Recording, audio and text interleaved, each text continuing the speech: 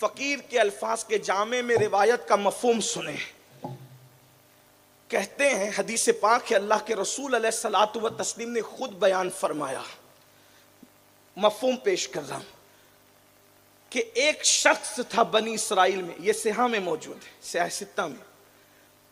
بنی اسرائیل میں ایک شخص تھا، اس نے 99 لوگوں کا قتل کیا تھا.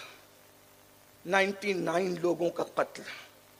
ایک انسان کا اگر قتل کریں تو حدیث پاک میں آتا ہے کہ قاتل جنت کی خوشبو بھی نہیں پا سکتا، اور قرآن نے کہا کہ وہ ہمیشہ جہنم میں رہے گا.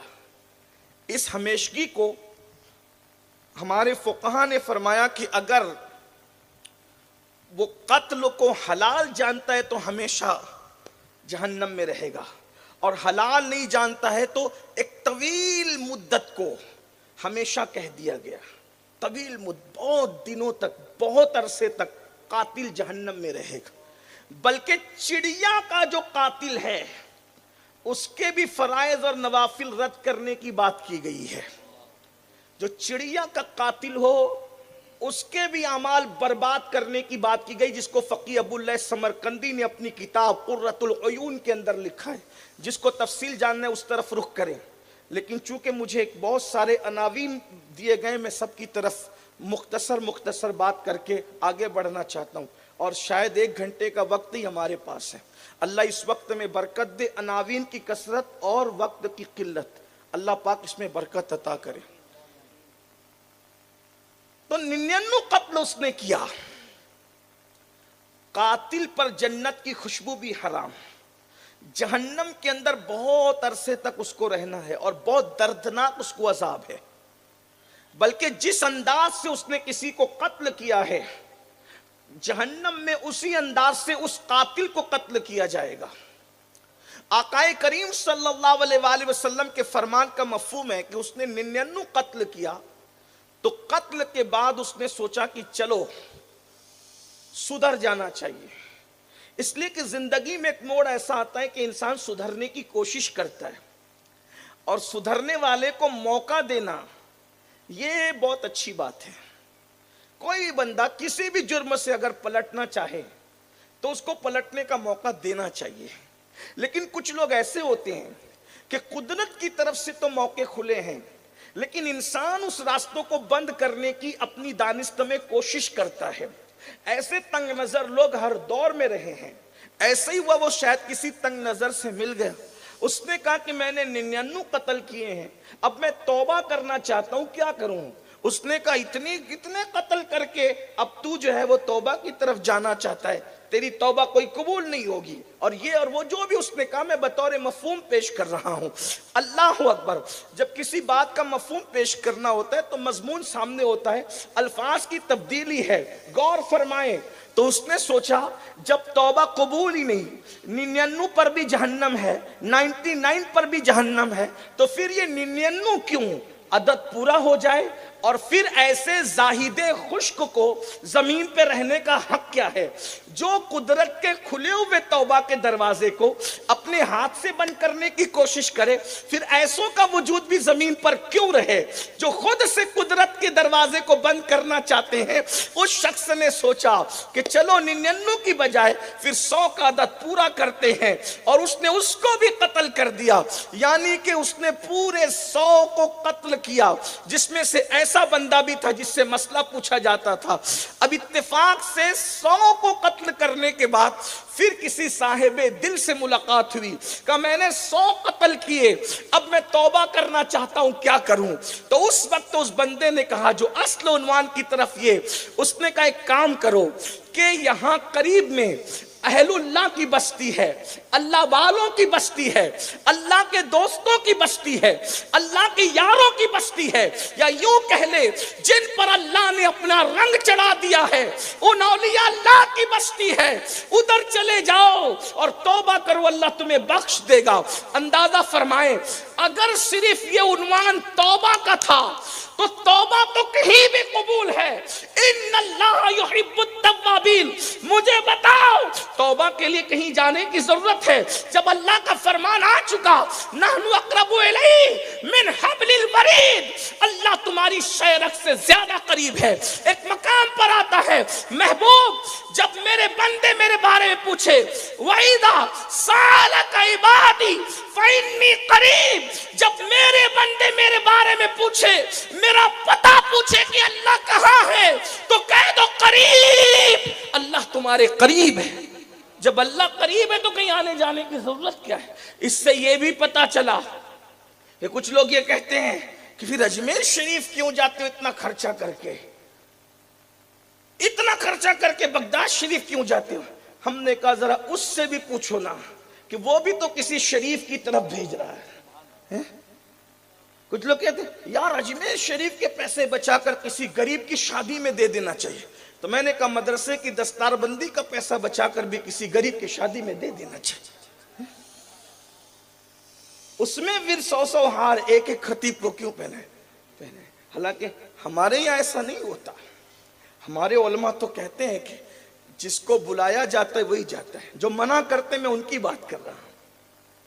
کچھ لوگ کہتے ہیں ارے یار یہ جو ہے عرس پہ اتنا خرچہ کرنے کی بجائے پھر کر دو کسی غریب کی شادی، کیوں کرتے ہو یہ عرس وغیرہ جلسے ولسے؟ کچھ نہ کرو۔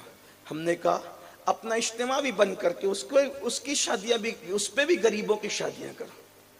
عرس پہ جتنا خرچ ہوتا ہے اس سے تو بہت کروڑوں روپیہ آپ کے اجتماع پہ خرچ ہوتا ہے۔ آپ تو کھاڑیاں بھرتے ہو، مٹی بھرتے ہو، تو ذرا اس کی بھی طرف خبر کیجیے آپ۔ لیکن یاد رکھیں ہم عرس میں اس خرچ کی کبھی تائید نہیں کرتے جو ناچ گانوں پہ خرچ ہوتا ہے، جو ڈی جے پہ خرچ ہوتا ہے۔ ہمارے علماء تائید اسی کی کرتے ہیں جتنی شریعت نے اجازت دی ہے۔ اور میں اپنے جوانوں سے کہتا ہوں کوئی بھی محبت شریعت کی حد کو توڑ کے کرو گے تو وہ محبت کی بجائے فضیلت ہو جائے گی۔ ہم پابند اللہ کے قانون کے، اس لیے ہمارے یہاں جب عرس ہو تو اس عرس کو دیکھ کر لوگ ہمارے مذہب اور مسلک سے متاثر ہونا چاہیے کہ اولیاء اللہ نے جس شریعت پر چل کر خدا کا پتہ پایا ہے اسی شریعت کی ہمیں پابندی کرنی چاہیے۔ لیکن کیا کریں، جہالت کا دورہ ہے، علماء کی بات لوگ نہیں سنتے، جو سنتے اللہ ان کو مبارک فرمائے، اللہ ان کو برکتوں سے نوازے۔ یاد رکھنا کسی بھی بدعت کی، کسی بھی خرافات کی علماء اہل سنت نے کبھی تائید کی ہے نہ کبھی وہ تائید کر سکتے ہیں۔ بہرحال تو میں عرض یہ کر رہا تھا، کیا اللہ اکبر، اس صاحب دل نے بطور مفہوم اپنے الفاظ کے جامع میں کہا اللہ والوں کی بستی ہے وہاں چلے جاؤ۔ وہ جیسے ہی آگے بڑھا، مسلمانوں سنو، میری قوم کے جوانوں سنو، میری بہنوں توجہ سے سنو، اللہ اکبر، اس نے چند قدم ہی بڑھائے تھے، کیا ہوا؟ اس کی زندگی مکمل ہو گئی، اس کی زندگی کی تکمیل ہو گئی، اس کی زندگی نے وفا نہ کی، اور اللہ والوں کی بستی میں پہنچنے سے پہلے اس کا انتقال ہو گیا۔ یقیناً یہ توبہ پر ہے، اس کی توبہ کی فضیلت پر ہے، لیکن اور ایک نقطے کی طرف ہمیں توجہ کرنا چاہیے جو بہت واضح اس حدیث کے اندر موجود ہے۔ اس نے چند قدم بڑھائے تھے اللہ والوں کی طرف اور اس کا انتقال ہو گیا، اور پھر اس کی روح نکل گئی۔ جب روح نکلی ہے تو پھر عذاب کے فرشتے بھی آئے ہیں اور اجر کے فرشتے اور جنت کے فرشتے بھی آئے ہیں۔ اللہ اکبر۔ اب آپ اندازہ کریں، فرشتوں کا ایسا معاملہ تو نہیں ہے کہ وہ اپنی مرضی سے چلے آئیں گے، وہ تو امر الہی کے پابند ہے، اللہ کے امر کے بغیر وہ کرتے کچھ نہیں ہے۔ تو پھر یہ کیسے ہو گیا کہ عذاب اور ثواب کے فرشتے، اجر اور عذاب کے فرشتے دونوں ایک جگہ جمع ہو جائیں؟ یعنی قدرت انہیں بھیج کر کچھ بتانا چاہتی ہے، ہمارے ذہن و دماغ کو کسی طرف موڑا جا رہا ہے۔ وہ آئے اور آنے کے بعد اس کی روح کے بارے میں وہ گفتگو کرنے لگے، اسے تو ہم لے جائیں گے، اسے تو ہم لے جائیں گے۔ اور اس کے بعد پھر پوچھا گیا، مشیت کی طرف سے سوال ہوا، یہ بتاؤ کہ تم کیوں لے جانا چاہتے ہو عذاب والو؟ انہوں نے کہا واضح ہے کہ اس نے 100 لوگوں کا قتل کیا، اس لیے یہ عذاب کے قابل ہے۔ اور پھر اللہ اکبر، اجر کے فرشتوں نے کہا اس لیے کہ یہ توبہ کی نیت سے اللہ والوں کی بستی کی طرف جا رہا تھا، اس لیے ہم اس کو لے کر جائیں گے۔ اب بتائیں اس پر تو اگر توبہ ہی صرف اس میں ہے اور دوسری کوئی چیز چیز نہیں ہے تو فیصلہ تو نیت پر ہو گیا، انما الاعمال بالنیات، لیکن جلوہ کسی اور طرف بھی کھینچا جا رہا ہے۔ ارشاد ہوتا ہے ایک کام کرو، اس کی لاش جہاں پر پڑی ہوئی ہے وہاں سے لے کر اس کے گھر تک کا فاصلہ ناپا جائے، اور اس کی لاش جہاں پڑی ہے وہاں سے لے کر اللہ والوں کی چوکھٹ ناپی جائے۔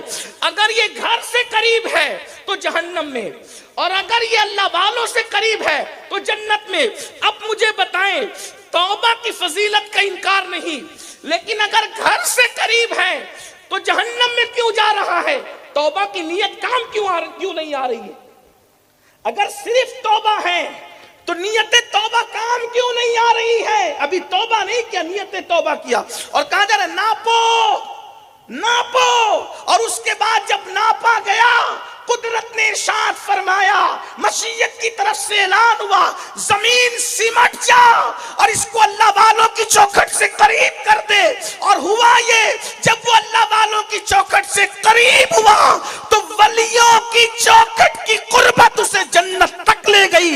اب بتاؤ، جب بنی اسرائیل کے اولیاء کی قربت اتنے بڑے مجرم کو جنتی بنا سکتی ہے تو پھر محمد رسول اللہ کی امت کے اولیاء جو ولی بھی ہو اور آل نبی بھی ہو، پھر ان کی نسبتیں کہاں تک لے جا سکتی؟ سرکار غوث اعظم، سرکار غریب نواز، سرکار صابر پاک، یہ اللہ والوں کی عظمت ہے، یہ اللہ والوں کی بزرگی ہے۔